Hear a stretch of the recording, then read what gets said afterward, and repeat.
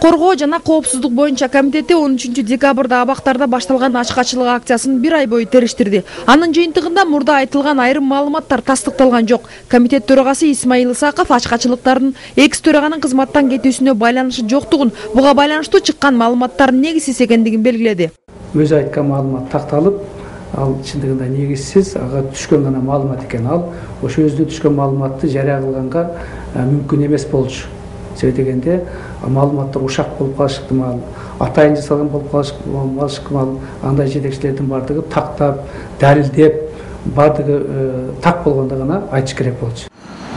Абактагы ачкачылык Камчы Көлбаевдин адамдары тарабынан уюштурулган деген маалымат жаза аткаруу кызматынын жетекчиси Шейшенбек Байзаковго шилтеме жасалып тараган. Ал эми маалымат жыйынында ачкачылык Жогорку кеңештин экс төрагасы Акматбек Келдибековдун кызматтан кетүүсүнө байланыштуубу деген суроого анын жообун электрондук маалымат сайттары бурмалап чыгарган. Бул суроого жооп берип жатканда ал ыкчам маалыматтарга таянгандыгын айтат.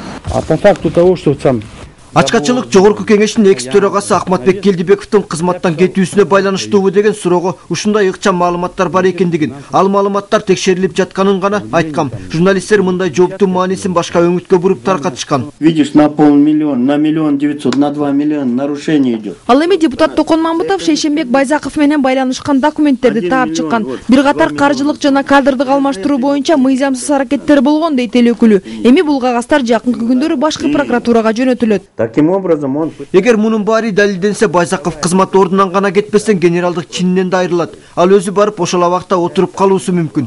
Ал эми Байзаков өз дарегине айтылган сынды четке кагат. Анын айтымында каржылык жактан дагы башка жактан да мыйзамсыз иштер ал башкарган мекемеде болгон эмес. Жөн гана айрым депутаттар мени кызмат ордунан кетирүүнүн амалын издеп жатат дейт ал. Акт счетной палаты.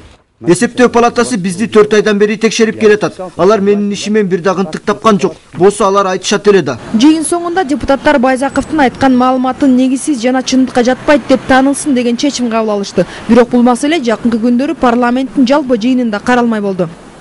Айжан Омолдошова, Батыр Зарлыков, Коомдук, 1 канал.